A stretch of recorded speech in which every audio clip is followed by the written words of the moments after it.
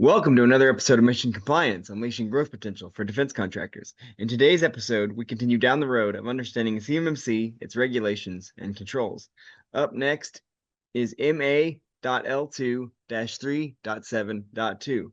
Provide controls on the tools, techniques, mechanisms, and personnel used to conduct system maintenance. We'll break down what this control means, why it matters, and how it impacts your organization's cybersecurity posture. We'll also provide practical insights and strategies for achieving compliance and securing your systems effectively. So whether you're a defense contractor aiming to win more contracts or simply someone interested in bolstering your cybersecurity knowledge, you're in the right place. I don't want to be a pie.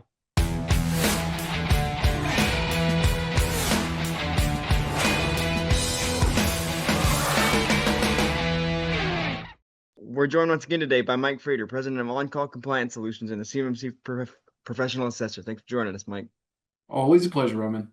So, Mike, as I stated, this control sounds a little bit complicated. It is provide controls on the tools, techniques, mechanisms, and personnel used to conduct system maintenance. So we're going to jump right into that. Why is this control important? Well, I'll tell you, Roman, this control is very interesting because you assume that the tools that are being used to perform system maintenance are safe. But in fact, there is a chance they might not be. And I think it's necessary to factor that in from a risk management perspective. And so, this control lays out several things that I think should be reviewed by any risk management team when it comes to how your IT is managed, and particularly not just IT, but really any way that you are storing, processing, and transmitting CUI. So, this control is something that I think is kind of a no-brainer if you say it out loud.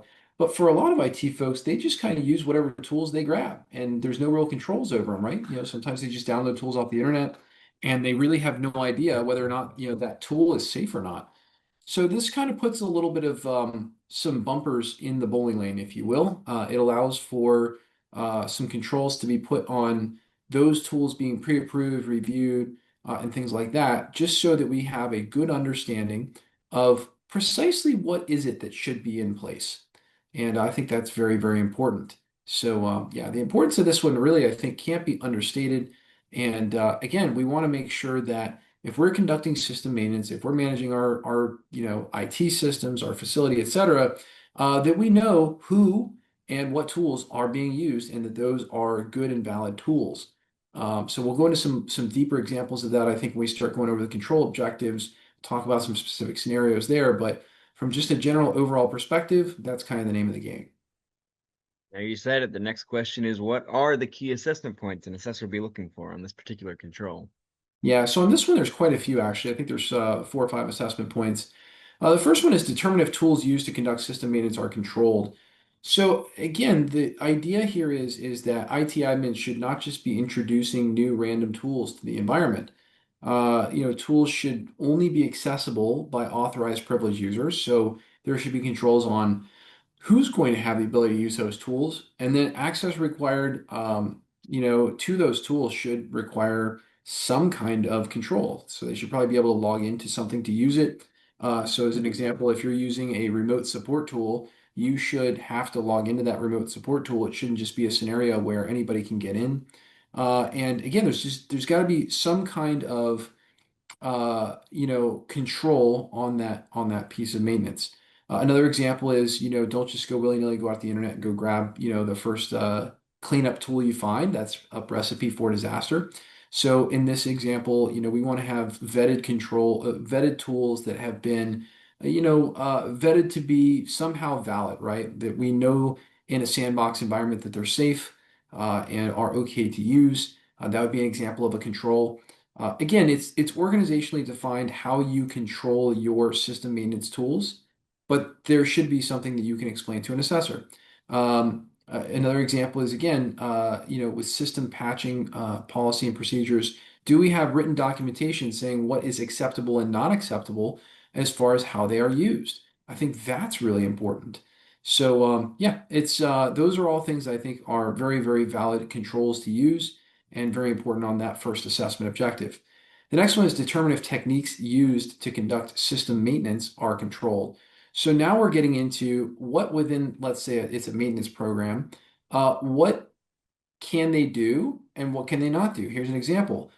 If you're using a remote support tool, can they get into your system without consent from the user? That's a big no-no. They should not be able to do that in an environment that holds sensitive information such as CUI. And so again, that would be a great example of those tools having genuine controls over the techniques used by those folks who are providing support. Again, they should not be able to do things like just get into a system unsupervised and unmonitored if they would not ordinarily have access to the CUI information that is stored on that system. So again, what is the technique that is being used? Also, what is permissible, what's not? Are we allowed to patch? Are we allowed to not patch? Are we allowed to conduct system scans for things? Are we allowed to, as a great example, is our antivirus allowed to send samples of files to the parent company? Many of the best antivirus solutions out there are now sort of cloud-based, and that may involve a file being sent up to a non-compliant cloud to be scanned where it may be stored. A lot of people don't know this.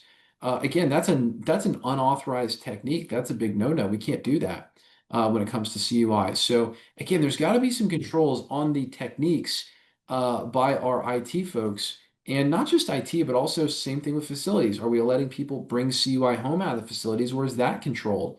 So we really need to keep an eye on the techniques that people are using to conduct that system maintenance and make sure that we are controlling what is and is not allowed.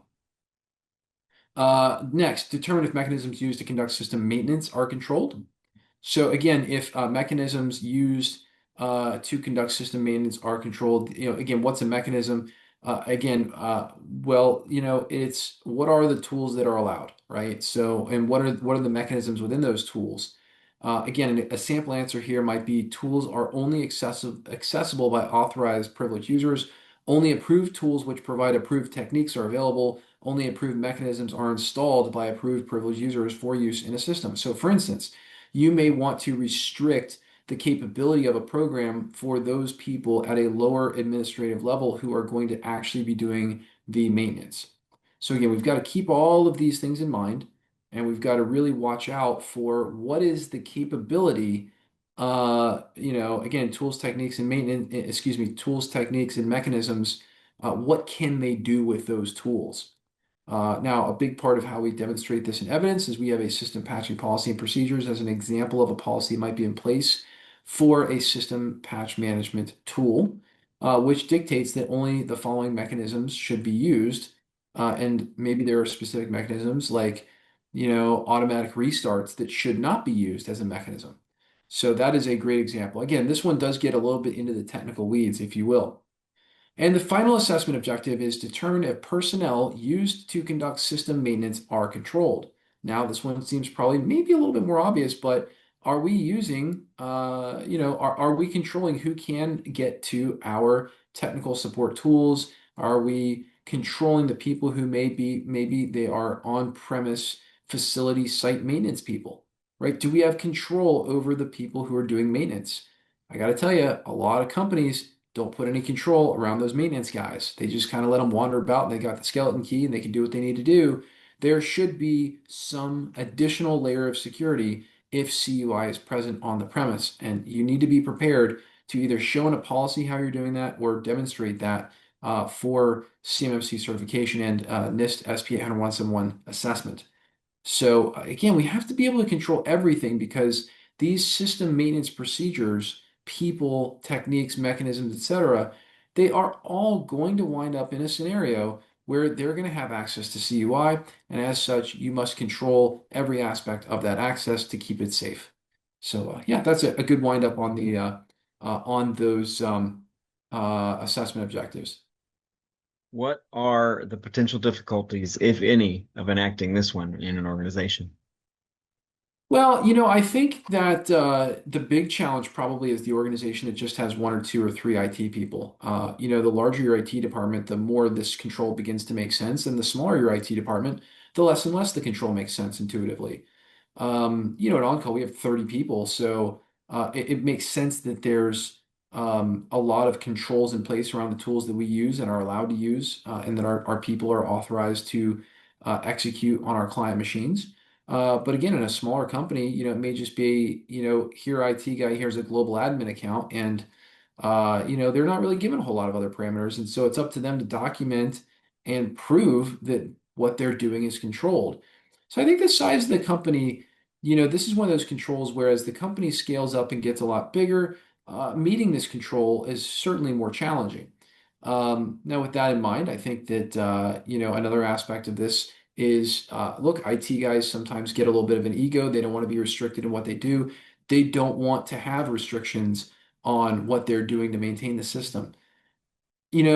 You got to have some control because that's what the compliance control says. The big thing is you just got to document it. So again, if you're not going to restrict anything in particular, that's maybe not the worst thing, but you've definitely got to document how you're doing it, and what restrictions there may be, even if those restrictions are purely, I'm the only person who can touch this maintenance tool.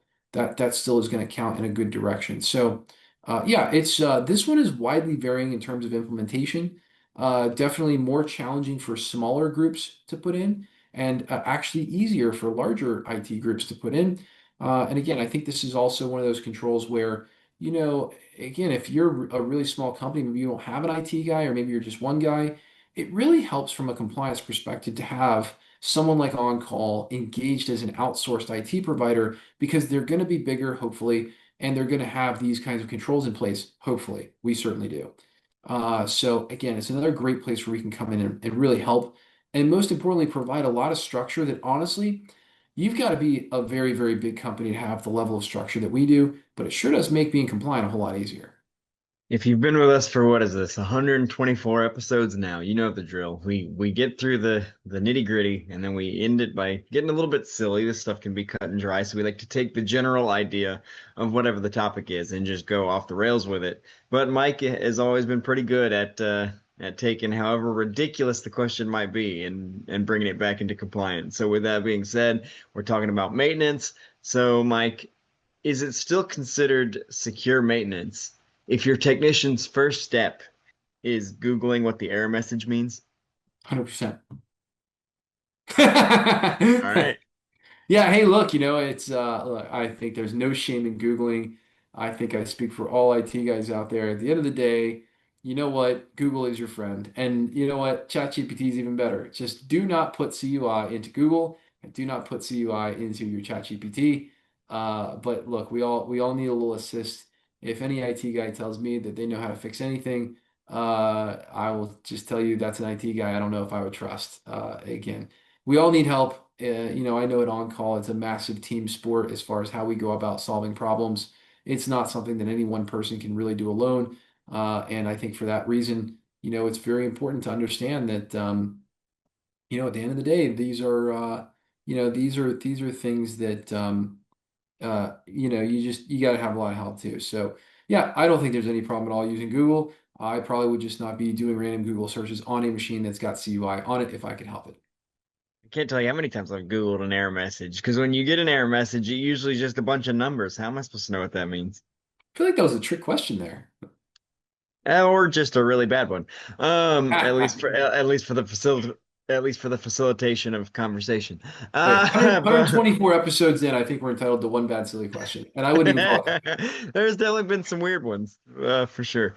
But that wraps up another great episode of Mission Compliance. We hope our discussion today has provided you with valuable insights, practical strategies, and inspiration to navigate the ever-evolving world of defense. We'd like to extend our appreciation to Mike for joining us and talking about the importance of system maintenance and all that goes into that. Thanks, Mike. Always a pleasure, Roman. But the conversation doesn't end here. We encourage you to continue exploring these topics and connect with us via our social media channels. Share your thoughts, ask questions, and engage with fellow listeners using the hashtag Mission Compliance Podcast. If you haven't already, what should they do, Mike?